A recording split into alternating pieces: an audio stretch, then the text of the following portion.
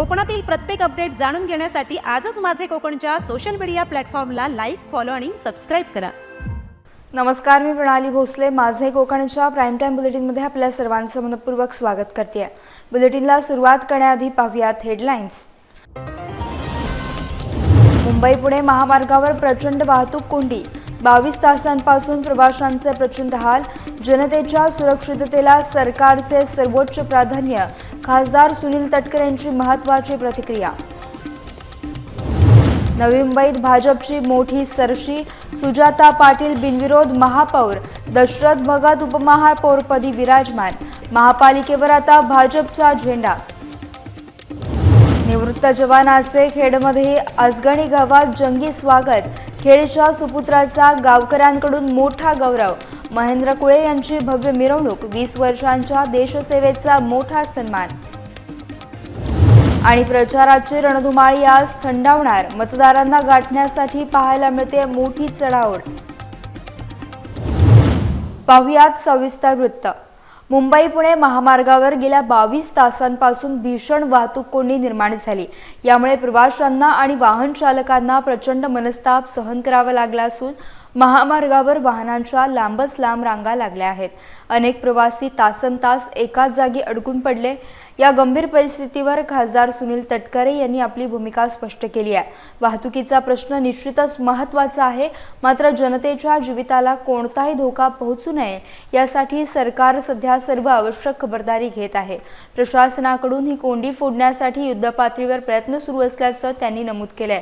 दरम्यान खाण्यापिण्याची सोय नसल्यानं लहान मुले आणि ज्येष्ठांचे अतोनात हाल होत आहेत। ही कोंडी नेमकी कधी फुटणार आणि वाहतूक पूर्णतः सुरळीत कधी होणार याकडे आता सर्वांचं लक्ष लागलंय। प्रशासनाने यावर तातडीने कायमस्वरूपी तोडगा काढावा अशी मागणी प्रवाशांकडून केली जाते आहे। एक खरं की तिथे गॅस टँकर पलटी झाल्यामुळेच, कारण ज्यावेळेला हजार्डर गॅस हा ज्यावेळेला फायर असतो त्याच्यामुळे अनेक गोष्टीची संभावना असते। अशा वेळेला जनतेची सुरक्षितता ही महत्त्वाची असते। वाहतुकीची कोंडी हा महत्त्वाचा भाग आहेच, पण त्या सगळ्या परिसरामध्ये जनतेच्या जीविताला त्या संबंध जो गॅस आहे त्याच्यातून कुठे धोका होऊ नये याची खबरदारी सरकार घेत असेल आणि त्याच्यामुळे कदाचित ते झालं असेल। नवी मुंबई महानगरपालिकेच्या महापौर आणि उपमहापौर पदाची निवडणूक बिनविरोध पार पडली आहे। भाजपच्या सुजाता पाटील यांची महापौरपदी तर दशरथ भगत यांची उपमहापौरपदी निवड झाली। सुरुवातीला शिवसेना शिंदे गटानं दोन्ही पदांसाठी उमेदवारी अर्ज दाखल केल्यामुळे राजकीय चुरस निर्माण झाली होती, मात्र शेवटच्या क्षणी शिंदे गटानं आपले अर्ज मागे घेतल्यानं भाजपचा विजय सुकर झाला। भाजपच्या यशामुळे नवी मुंबईतील त्यांचे राजकीय वर्चस्व अधिक भक्कम झाले। दोन्ही उमेदवारांच्या बिनविरोध निवडीनंतर कार्यकर्त्यांनी गुलालाची उधळण करत आणि फटाके फोडून जल्लोष साजरा केला। महापालिकेत भाजपकडे स्पष्ट बहुमत असूनही शिवसेनेच्या भूमिकेकडे राजकीय वर्तुळाचे लक्ष लागले होते। अखेर समझोत्याचे राजकारण यशस्वी ठरले आणि सुजाता पाटील महापालिकेच्या नव्या कारभारी बनल्यात। दशरथ भगत यांच्या निवडीने भाजपच्या संघटनात्मक शक्तीला मोठं बळ मिळालं असून आगामी काळात शहरातील प्रलंबित विकास कामांना गती मिळण्याची अपेक्षा नागरिक व्यक्त करतात।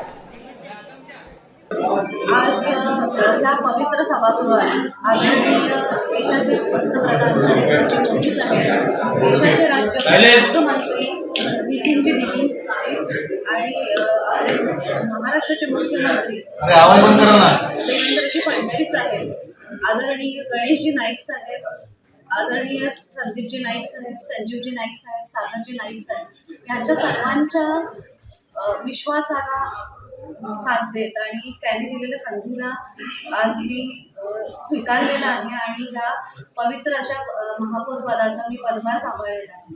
मी माझ्या भाषणात मगाशी परिपूर्ण असं नवी मुंबईच्या विकासाच्या दृष्टीने माझ्या ज्या कल्पना आहेत, संकल्पना आहेत त्यांच्याविषयी सांगितलं। आदरणीय गणेशजी नाईक साहेब आणि नवी मुंबई हे समीकरण आबाधित आहे।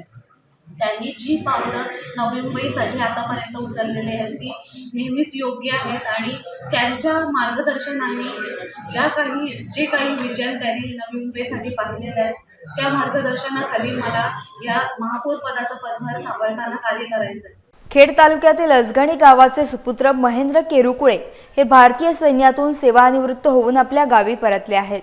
सन 2006 मध्ये भारतीय लष्करात भरती झालेल्या महेंद्र यांनी सलग 20 वर्षे अत्यंत निष्ठेनं भारत मातेची सेवा केली. त्यांच्या गौरवशाली निवृत्तीनंतर संपूर्ण गावाने त्यांचे अभूतपूर्व आणि जंगी स्वागत केले. ढोल ताशांच्या दणदणाटात आणि तिरंग्याच्या साक्षीनं त्यांची संपूर्ण गावातून भव्य मिरवणूक काढण्यात आली. यावेळी गावातील अबालवृद्धांसह शालेय विद्यार्थ्यांचा आणि तरुणांचा उत्साह ओसंडून वाहत होता. विशेष म्हणजे नव्या पिढीतील तरुणांनी या मिरवणुकीत अत्यंत हिरिरीने सहभाग घेत आपल्या वीर सुपुत्राला मनापासून मानवंदना दिली. भारत माता की जय आणि वंदे मातरम अशा घोषणांनी सारा परिसर दुमदुमून गेला होता. महेंद्र कुळे यांनी सीमेवर बजावलेल्या अतुलनीय कामगिरीचा संपूर्ण गावाला सार्थ अभिमान वाटत आहे. निवृत्तीनंतरचा हा ऐतिहासिक सोहळा खेड परिसरातील चर्चेचा विषय ठरला असून अजगणीच्या इतिहासात हा दिवस सुवर्ण अक्षरांनी कोरला गेला आहे. 20 वर्ष सेवा करून मी आज निवृत्त होत आहे आणि माझ्या गावावाल्यांनी जे माझा सत्कार केला, आजचा दिवस मी आयुष्यामध्ये कधीही विसरू शकत नाही. खूप म्हणजे शब्दामध्ये व्यक्त करू शकत नाही असा मला आनंद झालेला आहे. आणि भारत देशाची सेवा करून मी आज आपल्या मायदेशी परतलो आहे. आता 20 वर्ष भारत देशाची सेवा केल्यानंतर आता ह्याच्यापुढेही माझे समाजसेवा करण्याचे कार्य आहे ते पुढे चालू ठेवणार आहे. आणि बाकी आता ह्याच्यापुढे माझी दुसरी विनिंग चालू होणार आहे, तेव्हा सगळ्यांचे आपले आशीर्वाद असावेत. पहिल्या सुरुवातीपासूनच गाव माझा हमेशा सोबत राहिलेला आहे. ज्या वेळेला मी सुट्टी यायचो त्यावेळेला माझ्या सत्कार वगैरे सगळ्या गोष्टी गावाच्या हमेशा सोबत राहिलेल्या आहे. आणि ह्याच्यापुढेही मी जेणेकरून माझ्या मागेही मुलं देशसेवेसाठी इंडियन आर्मीमध्ये जावीत यासाठी मी खूप प्रयत्न करणार आहे, मुलांना ट्रेनिंग देणार आहे. असे खूप माझे पुढची स्वप्न आहेत. उपमुख्यमंत्री अजित पवार यांच्या विमानाला झालेल्या अपघाताच्या घटनेनं सध्या राज्याच्या राजकारणात मोठी खळबळ उडाली आहे. या प्रकरणावरून घातपाताचा संशय व्यक्त केला जात असतानाच आता मंत्री भरत गोगावले यांनी हे महत्त्वपूर्ण विधान करत या संशयाला अधिक बळ दिले आहे. इंदापूर येथील एका जाहीर सभेनंतर पत्रकारांशी संवाद साधताना गोगावले यांनी आपली स्पष्ट प्रतिक्रिया दिली आहे. अजित पवारांच्या सुरक्षेबाबत प्रश्नचिन्ह उपस्थित होत असतानाच सत्ताधारी गोटातूनच अशा प्रकारचे संशय व्यक्त झाल्यामुळे या प्रकरणाचं गांभीर्य अधिकच वाढलाय. या प्रकरणाचा तपास योग्य दिशेने व्हावा अशी मागणी आता जोर धरू लागली आहे. काय त्यांचं गौड बंगाल आहे हेच आम्हाला कळत नाही. तर अपघात तर सरळ दिसतोय, अपघात वाटतोय. स्वतः शरद पवार साहेबांनी बोलले की हा घातपात ना अपघात आहे, परंतु आता काय सांगू पण शकत नाही आहे. त्यांची लोक जर अशी संशय घ्यायला लागले तर मग कदाचित काय त्याच्यात पाणी मुरतंय काय ते बघायला लागेल. तुमच्या पक्षाच्या वतीने काही उच्चस्तरीय चौकशीची आपण मागणी करताय? नाही, आमच्या पक्षाचे आमचे नेते आहेत ते ठरवतील काय करायचं किंवा काय नाही. मुख्यमंत्री आहेत, आमचे उपमुख्यमंत्री आहेत, इतर काय मंडळी आहेत ते ठरवतील.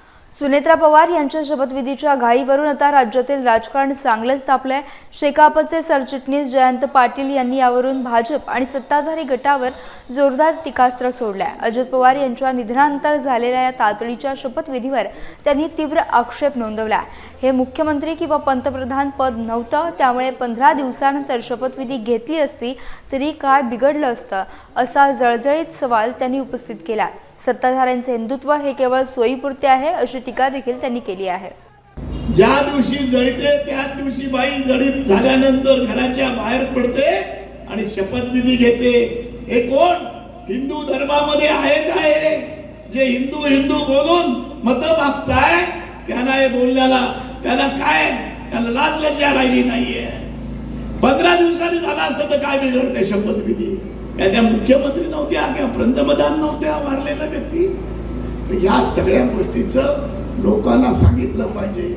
सोयीच्या प्रमाणे हिंदू, नाहीतर कुठलेच धर्म नाही.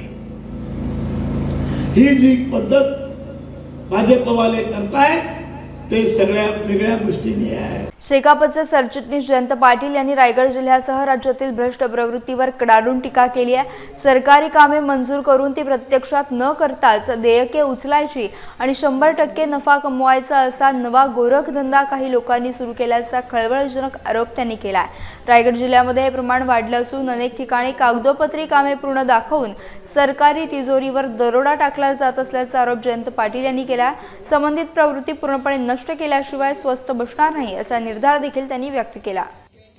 काम न करता पैसे काढायचे आणि त्याच्यावर पैसे कमवायचे म्हणजे 100% त्याचा प्रॉफिट आणि त्याच्यावर जे जे लोक आहेत त्याच्यावर मी काही हो निवडणुकीचा जय पराजय सण झाला तरी मी पत्रकार छोटासा आहे आणि म्हणून त्या माध्यमातून मी स्वतः त्याच्यात लक्ष घालणार आहे आणि मी ते काम करायला मागतो। या जिल्ह्यामध्ये खोटी बिलं काढण्याचा जो सपाटा चालू आहे की काम न करता पैसे घ्यायचा त्याच्या मुळापासून त्याला नष्ट कसं करता येईल हे काम मी करायला मागतो। रायगड जिल्ह्याच्या राजकारणात मोठी उलथापालथ पाहायला मिळत असून अलिबागमध्ये महाराष्ट्र नवनिर्माण सेनेनं शिंदे यांच्या शिवसेनेला आपला जाहीर पाठिंबा दिलाय।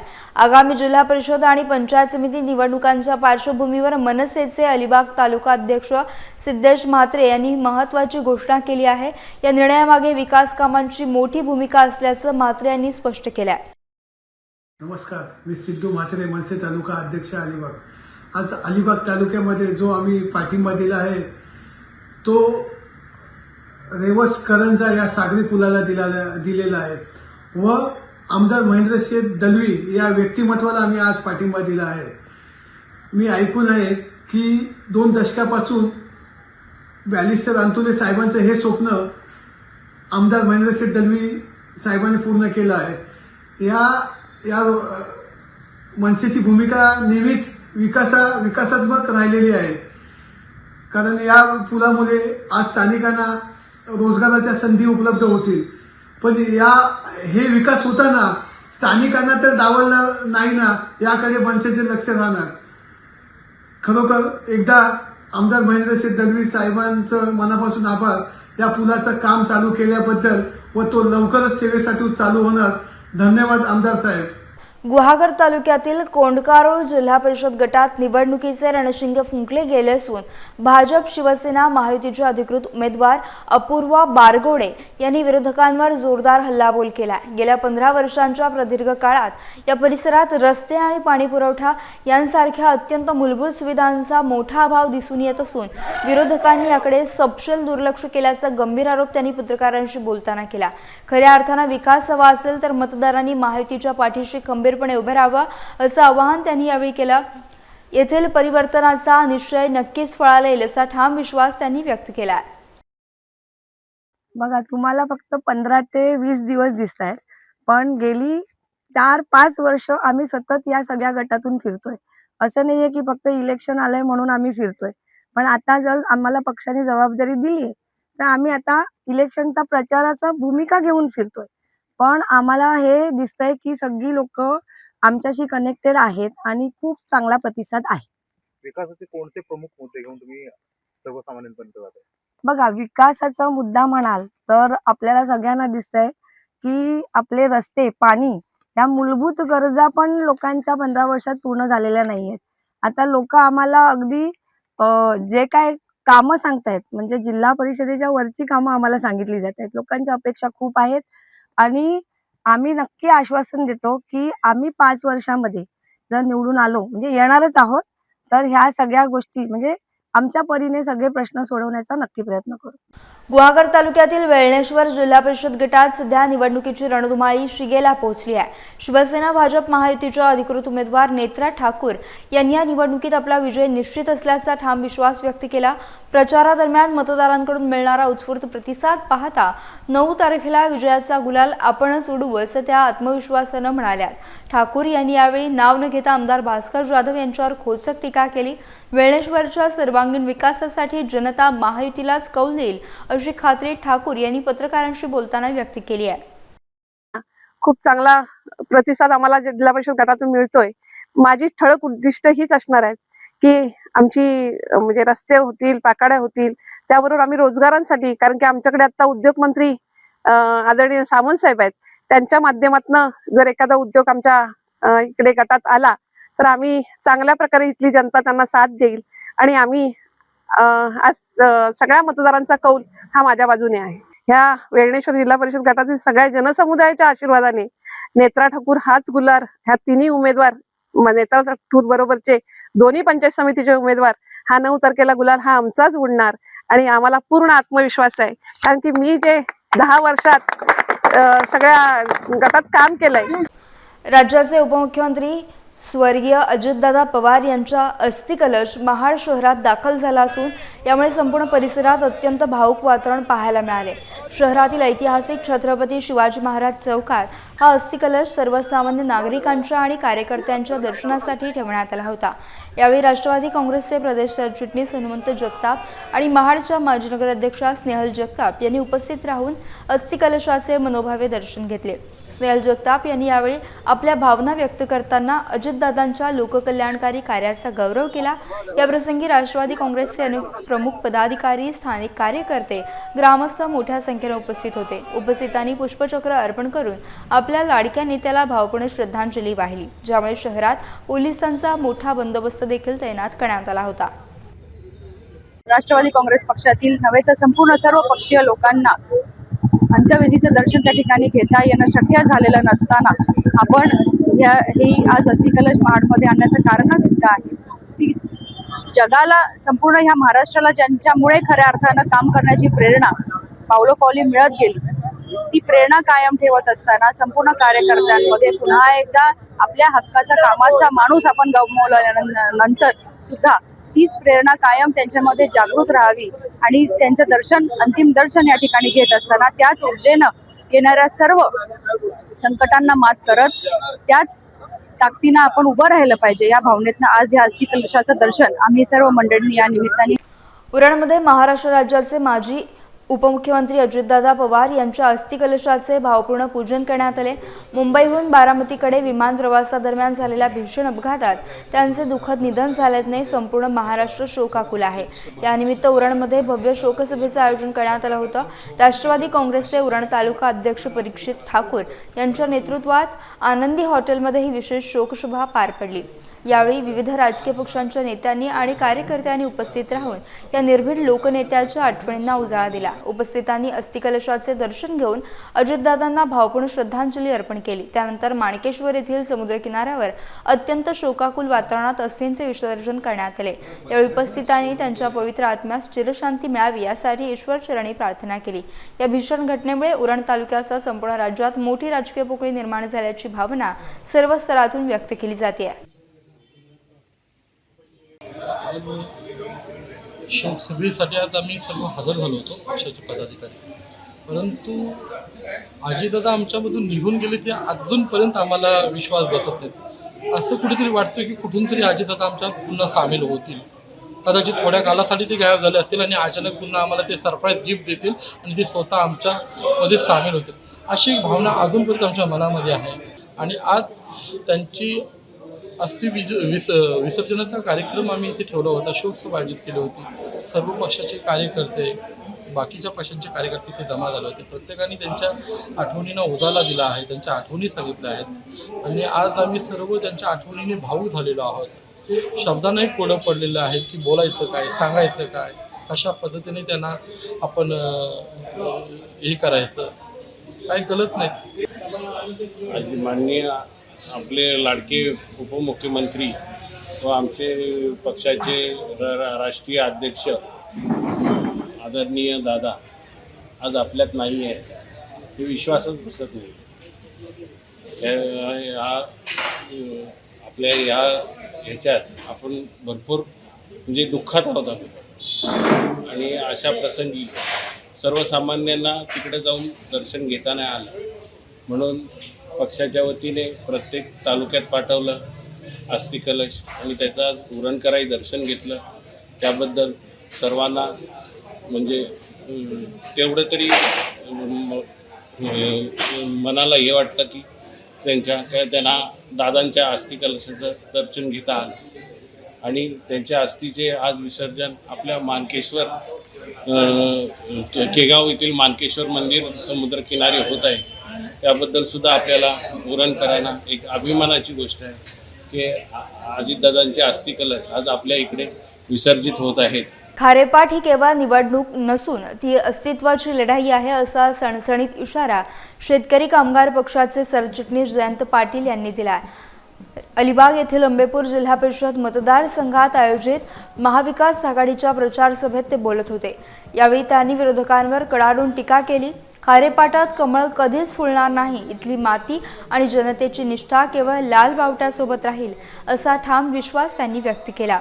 या सभेत काँग्रेस नेते सुनील पाटील यांनी देखील मार्गदर्शन केले. कोणत्याही अफवांना किंवा अपप्रचाराला बळी न पडता महाविकास आघाडीच्या उमेदवारांना भरघोस मताधिक्याने विजयी करण्याचे आवाहन त्यांनी केले आहे. आज जी सभा झाली त्याच्याबद्दल अतिशय आनंद वाटतो आणि खारेपाट हा शेका पक्षाचा बालेकिल्ला आहे, पण इथे काही आमच्याकडे गद्दारी झाली. जसं कटप्पा बाहुबलीला मारलं तसं आमच्या बरोबर थोडंसं झालं, पण तरी इथला गोरगरीब माणूस सर्वसामान्य कार्यकर्ता आमच्या सोबत राहिला आणि आम्ही एक यंग वकील मुलीला उमेदवारी दिली आहे. तिच्यासोबत एक आमचे आदिवासी बांधव आहेत त्यांना उमेदवारी दिली आहे आणि दुसरे धनंजय म्हात्रे म्हणून आहेत त्यांना एका उद्योगपतीला उमेदवारी दिली आहे आणि लोकांचा प्रचंड असा प्रतिसाद आहे. तुम्ही महायुतीमध्ये पाहिलं तर त्यांची युती झाली नाहीये, त्याच्यामुळे शिंदे गटाचा पण उमेदवार उभा आहे आणि भाजपचा पण उभा आहे आणि त्यांच्यामध्ये मताची विभाजनी होणारे असं दिसतंय आणि महाविकास आघाडी फेविकॉल सारखी अटूट असल्यामुळे आमचा उमेदवार निश्चितपणे निवडून येईल, आम्हाला विश्वास आहे. त्याच्यावर कॉमेंट्स करा अशी माझी इच्छा आहे. या अलिबाग तालुक्यामध्ये प्रचाराची सांगता आम्ही कोयनाडमधनं केलेली आहे.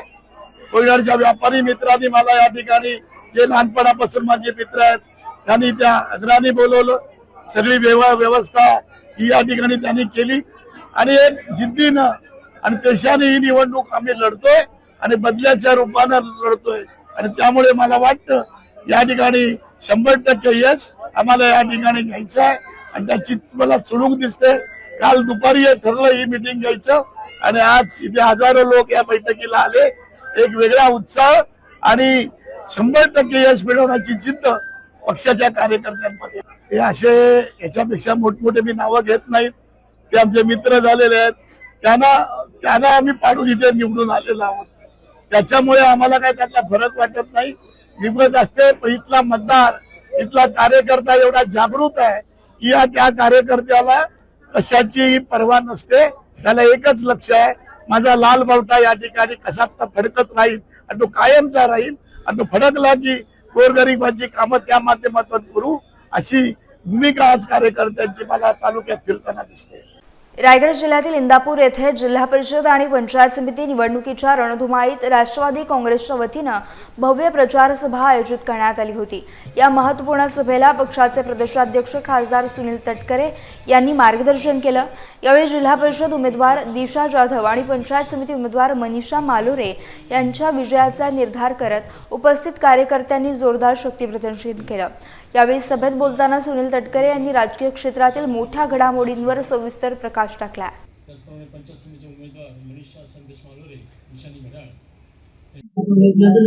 माझ्या जीवनात मी फार मोठ्या प्रमाणावरती आज दादा सोबत नाहीत हे दुःख किंवा विचार सहन करू शकत नाही. पण शेवटी प्रत्येकाला आपलं कर्तव्य पार पाडावं लागतं. दादांच्या 40 वर्षाच्या या सहजीवनात राजकीय सहजीवनात त्यांनी कर्तव्याला अधिक महत्त्व दिलं, जनतेला अधिक महत्त्व दिलं. आपल्या कार्यकर्त्यांच्यासाठी ताकद लावावी असं नेहमीच सातत्याने ते म्हणत आले आणि म्हणूनच पक्षाचा अध्यक्ष म्हणून 14 ते 18 असेल किंवा 23 पासून आजपर्यंत असेल याच पद्धतीने आम्ही सोबत काम करत आलो. स्वाभाविकपणाने आज जिल्हा परिषदेची निवडणूक जी 2 दिवस पुढे गेली परंतु 7 तारखेला होणारच आहे.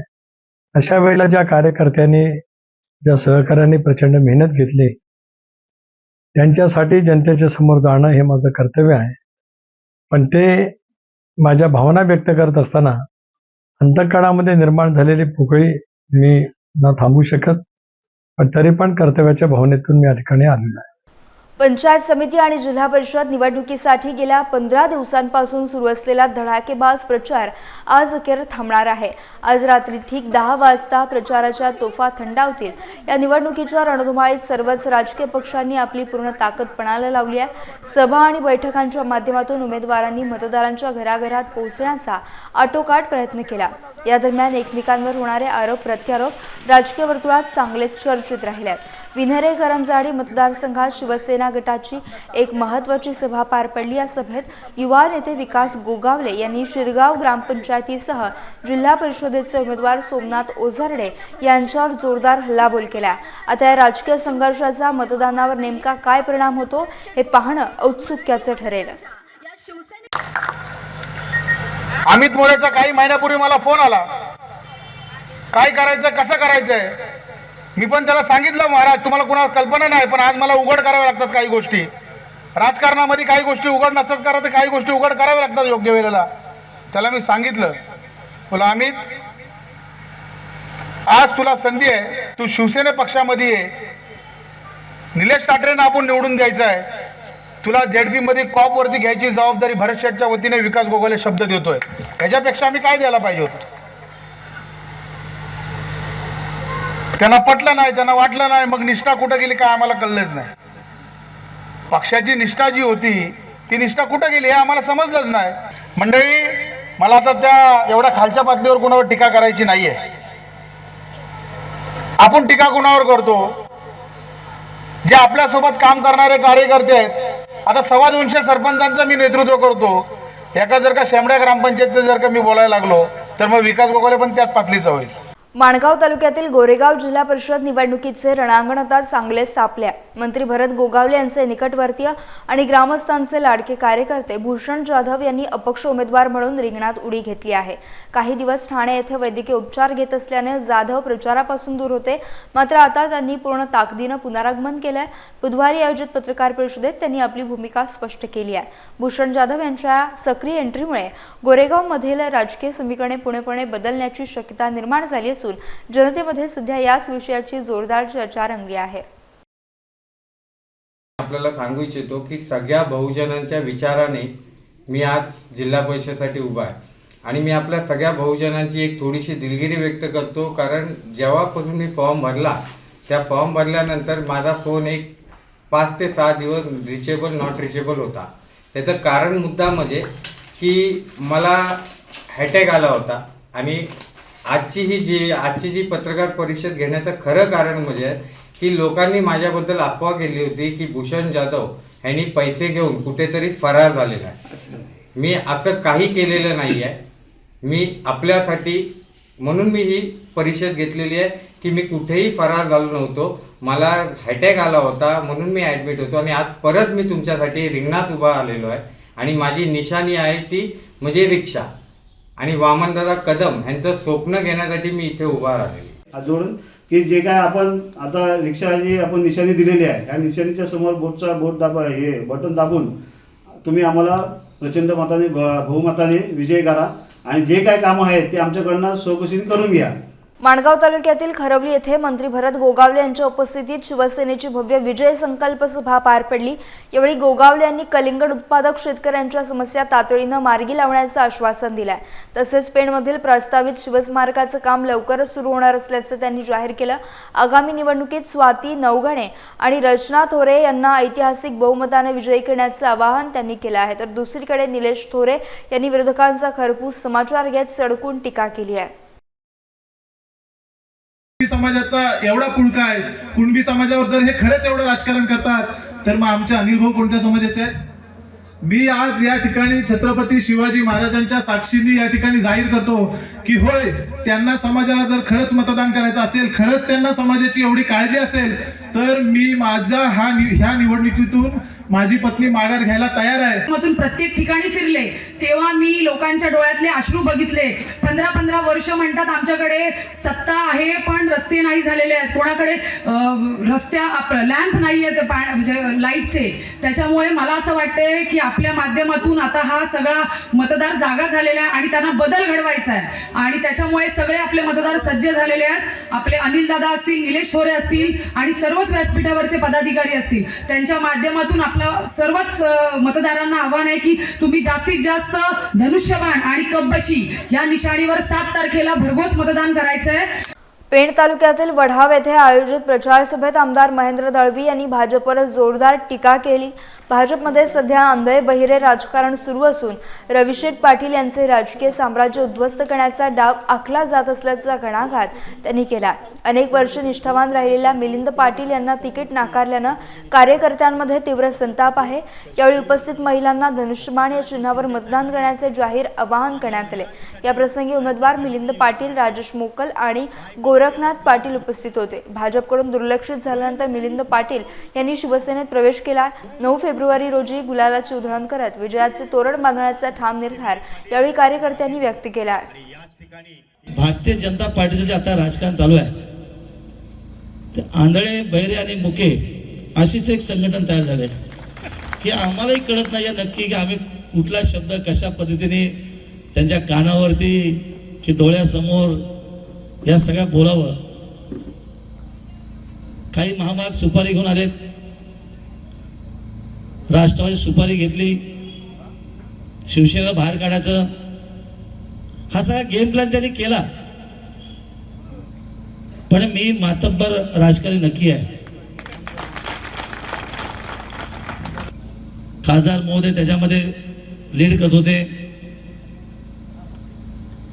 आणि महोदय सांगितल्याप्रमाणे खरं आहे की मागून आलेले पुढे म्हणजे फ्रंटला कसे आले हे सगळं बघत असताना मनाला नक्की वेदना होत होत्या.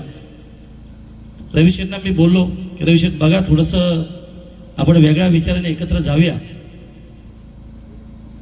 पण राजकीय परिस्थिती वेगळी झाली मिलिंदजी की खऱ्या अर्थाने रविशेठ पाटलांच्या घराला संपवण्याचा विडा उचलला का अशी परिस्थिती निर्माण झाली. जिल्हा परिषद आणि पंचायत समिती निवडणुका अवघ्या काही दिवसांवर येऊन ठेपल्यानं प्रचाराला वेग आला. पेण तालुक्यातील शिहू जिल्हा परिषद गटात भाजपच्या कमळ चिन्हावर शर्मिला पाटील तर डोलवी पंचायत समिती गणातून राष्ट्रवादीच्या घड्याळ चिन्हावर सुनीता मोकल या महायुतीच्या अधिकृत उमेदवारांचा घराघरात संपर्क अभियान जोरात सुरू आहे. मतदारांकडून प्रचाराला उत्स्फूर्त प्रतिसाद मिळत असून महायुतीच्या उमेदवारांना विजयी करणार असल्याचा निर्धार नागरिक व्यक्त करतात. गावागावात बैठका, संवाद आणि थेट जनसंपर्कातून प्रचाराचा शेवटचा टप्पा रंगला आहे. या प्रचारात माजी पंचायत समिती सदस्य नरेश मोकल यांच्यासह अनेक पदाधिकारी, महिला आणि ग्रामस्थ मोठ्या संख्येने सहभागी झाले. अलिबागमध्ये महात्मा गांधी यांच्या पुण्यतिथीनिमित्त आरोग्य सेवा कुष्ठरोग विभागाच्या वतीनं भव्य जनजागृती रॅलीचं आयोजन करण्यात आलं. या रॅलीमध्ये उज्ज्वल भविष्य सामाजिक संस्था, माणुसकी प्रतिष्ठान आणि इतर सामाजिक संस्थांच्या प्रतिनिधींनी मोठ्या संख्येनं सहभाग नोंदवला. जिल्हा शल्य चिकित्सक डॉक्टर निशिकांत पाटील आणि सहाय्यक संचालक डॉक्टर प्राची नेहुलकर यांच्या मार्गदर्शनाखाली हा कार्यक्रम उत्साहात पार पडला. अलिबाग येथील सिव्हिल हॉस्पिटलपासून सुरू झालेल्या रॅलीचा मुख्य उद्देश कुष्ठरोगाबाबत समाजात पसरलेले गैरसमज दूर करणे आणि वेळेवर निदानाचे महत्त्व पटवून देणे हा होता. या प्रसंगी doctor Rajaram Hulwan, doctor Nitin Gandhi, doctor Vijay Kokane आणि उज्ज्वला चंदनशिव यांच्यासह विविध क्षेत्रातील मान्यवर, नर्सिंग स्टाफ आणि आरोग्य कर्मचारी मोठ्या संख्येने उपस्थित होते. रॅलीच्या माध्यमातून नागरिकांना कुष्ठरोगावरील उपचारांची सविस्तर माहिती देण्यात आली. तर त्यांना आपण एकच म्हणजे दवाखान्यात नेणं किंवा त्यांना थोडंसं म्हणजे काय म्हणतात त्याला की लाजाळूपणा त्यांचा घालवणं किंवा तू घाबरू नकोस ते घाबरटपणा घालवणं हे आपलं काम आहे. बरेचसे एनजीओ आहेत, पाटील सर आहेत, कोकणे सर आहेत, गांधी सर आहेत, बरेचसे एनजीओ आहेत जे आणि ग्रामस्थ आहेत. आपल्या रॅलीचा उद्देश एकच आहे की आपण सर्वांपर्यंत पोहोचलं पाहिजे. सर्वांनी हा आजार लपवून न ठेवता दाखवलं पाहिजे की मला हा त्रास होतोय. आता तुम्ही सर्व स्टुडंट आहात, उज्ज्वल सामाजिक संस्थेच्या एनजीओचे कर्मचारी आहेत किंवा अधिकारी वर्ग आहेत. त्या सर्वांना माझं एकच आव्हान आहे, सर्व एनजीओना एकच आव्हान आहे की प्रत्येकाने आपलं काम जे समाजात आपण फिरतो इकडे तिकडे त्या समाजात जाऊन जे तुमच्याकडे लोक येतात त्यांनाही फक्त माहिती पटवून देणं. खेड तालुक्यातील लवेल येथील गरडा फाउंडेशन संचालित गरडा अभियांत्रिकी महाविद्यालयातील प्राध्यापक संदीप फेपडे यांना मानद डॉक्टरेट पदवी प्रदान करून सन्मानित करण्यात आला आहे। संगमेश्वर तालुक्यातील कोसुम गावचे सुपुत्र असलेले फेपडे गेले 32 वर्षे शैक्षणिक आणि सामाजिक क्षेत्रात कार्यरत असून त्यांच्या उल्लेखनीय कार्याची राष्ट्रीय पातळीवर दखल घेण्यात आली आहे। पंडित दीनदयाल उपाध्याय हिंदी युनिव्हर्सिटीतर्फे नवी दिल्लीतील रेडिसन ब्ल्यू येथे झालेल्या पदवी प्रदान समारंभात हा त्यांना सन्मान मिळाला। सुमारे 2000 प्रस्तावांमधून निवडलेल्या 57 जणांमध्ये त्यांची निवड झाली असून कोकणातून हा बहुमान मिळवणारे ते एकमेव व्यक्ती ठरले आहेत। समारंभात मान्यवरांच्या हस्ते पदवी प्रदान करण्यात आली। मानद डॉक्टरेट स्वीकारल्यानंतर फेपडे यांनी हा सन्मान आपल्या आई-वडिलांना समर्पित करत गुरुजन आणि सहकाऱ्यांचे आभार मानले। त्यांच्या यशामुळे कोकणासह शैक्षणिक क्षेत्रात अभिमानाची भावना व्यक्त होती आहे। रत्नागिरी जिल्ह्यातील खेडमध्ये नुकतीच एक विशेष अभिनय कार्यशाळा मोठ्या उत्साहात पार पडली। सहजीवन शिक्षण संस्थेचे ICS महाविद्यालय, खेड तालुका पत्रकार संघ आणि लिटिल थिएटर यांच्या संयुक्त विद्यमाने या 4 दिवसीय उपक्रमाचे आयोजन करण्यात आले होते। ज्येष्ठ रंगकर्मी रघुनाथ कासेकर, दत्ता सावंत आणि प्रसिद्ध कला दिग्दर्शक आशुतोष आपटे यांनी यावेळी उपस्थित विद्यार्थ्यांना सखोल मार्गदर्शन केले। या विशेष आंतरमहाविद्यालयीन कार्यशाळेत 50हून अधिक विद्यार्थ्यांनी सहभाग घेतला। अभियानातील विविध बारकावे यशस्वीपणे आत्मसात केले। कार्यशाळेत अभिनयातील भाव, देहबोली, संवाद फेक आणि मानसिक प्रक्रिया या महत्त्वाच्या विषयांवर मार्गदर्शन करण्यात आले। अभिनय म्हणजे केवळ संवाद नसून तो भावनांचा प्रामाणिक प्रवास असल्याचं आशुतोष आपटे यांनी नमूद केलं। समारोपाप्रसंगी सर्व सहभागी प्रशिक्षणार्थींना मान्यवरांच्या हस्ते प्रमाणपत्रे प्रदान करण्यात आली। या स्तुत्य उपक्रमामुळे नवोदित कलाकारांना हक्काचे व्यासपीठ आणि योग्य दिशा मिळाल्याची भावना सर्वत्र व्यक्त होत आहे। खेडमधील सांस्कृतिक चळवळीला या उपक्रमामुळे मोठी चालना मिळाली आहे। संगमेश्वर तालुक्यातील धामापूर येथे महाडी कुटुंबियांचा पारंपरिक त्रैवार्षिक गोंधळ सोहळा मोठ्या उत्साहात संपन्न झाला। छत्रपती शिवाजी महाराजांच्या काळापासून सुरू झालेली ही ऐतिहासिक परंपरा आजही तितक्याच भक्तिभावाने जोपासली जाते। दर 3 वर्षांनी होणाऱ्या अनोख्या महोत्सवासाठी केवळ महाराष्ट्रातूनच नव्हे तर देश विदेशातून महाडी कुटुंबीय आपल्या गावी हजेरी लावतात। यावर्षी सालभाई भैरी भवानी देवीच्या चरणी नतमस्तक होण्यासाठी 2000हून अधिक भाविकांनी उपस्थिती दर्शवली।